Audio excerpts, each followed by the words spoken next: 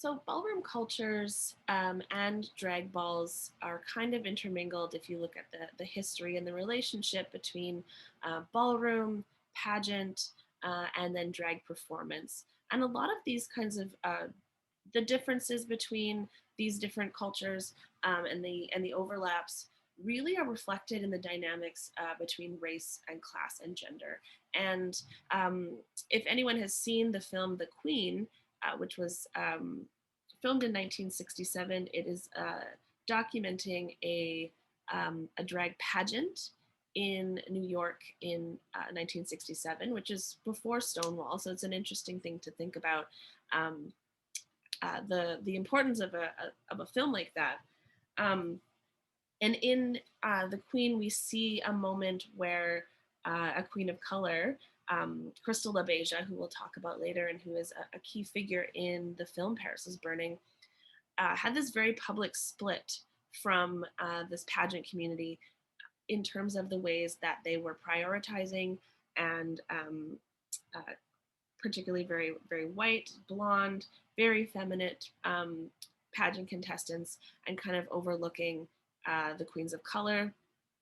And when she split from this scene, she was kind of one of the first people to hold a ball that was founded under this idea of a house. So the House of LaBeija was formed and then started holding balls in around 1972.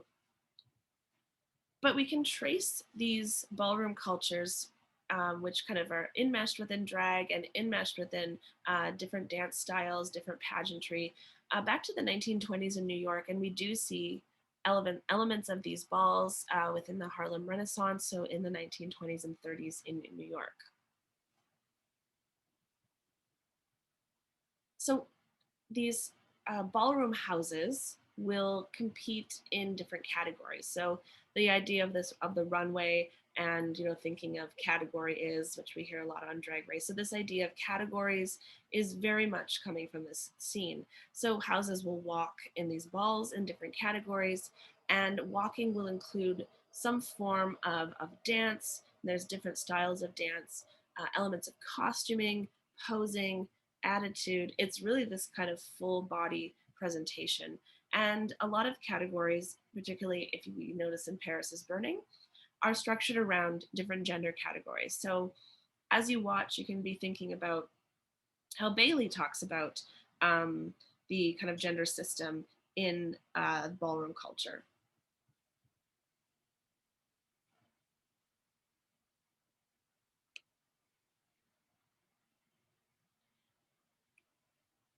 So the style of dance we call voguing wasn't developed until the 1980s, and it's traced back largely to someone named Willie Ninja, who's the father of the House of Ninja, which is still is now still an international ballroom house.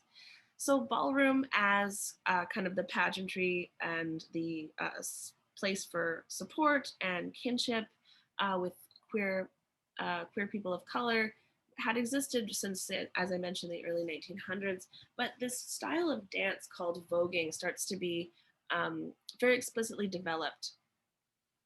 So the old style of voguing developed by Willie Ninja, who's seen as this godfather of Vogue, includes a blend of a lot of different kinds of dance and a lot of different geometries. So there's elements of hip hop, a lot of inspiration from the house scene and house kind of rhythms. And voguing obviously comes from Vogue magazine. So a lot of the poses and forms of dance that come out of this style really are based on supermodels, are based on the ways that bodies are situated within fashion, high fashion magazines. So thinking again about how Bailey discusses the gender system in ballroom, some of these categories include things like face, femme queen realness, which is specifically a category for trans women of color, which we'll come back to in our discussion on Friday.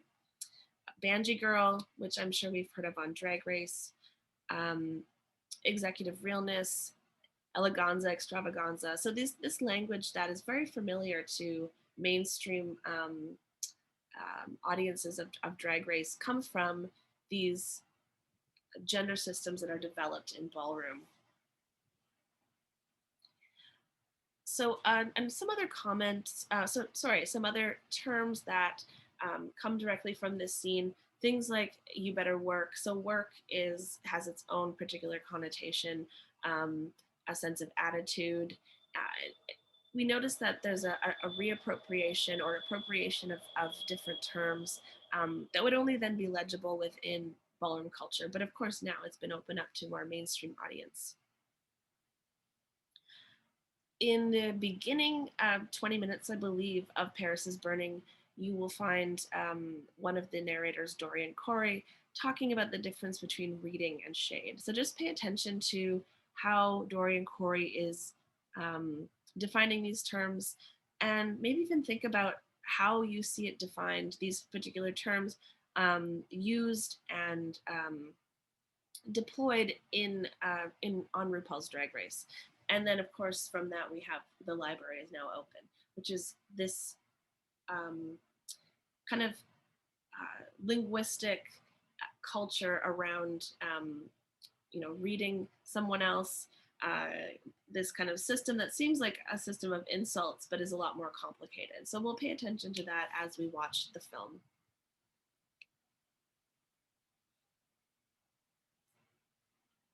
As I mentioned, The Queen, which came out in 1968, documenting this ballroom, this particular pageant in 1967, um, what really does illustrate some of these racial tensions in the community, the kind of pushback against the systemic racism, the anti-Blackness that's happening in some of these pageants, that's happening in um, places that we can see maybe as ballroom, but were more um, mixed race, where there was a lot of issues around control. White queens, white performers were always featured above performers of color. So we kind of see some of these tensions, these um, riffs, elements in The Queen. And so this particular clip is just the trailer, and you do see some of those major discussions coming out. So if you can go to the YouTube playlist, you will find this video, and please give it a watch.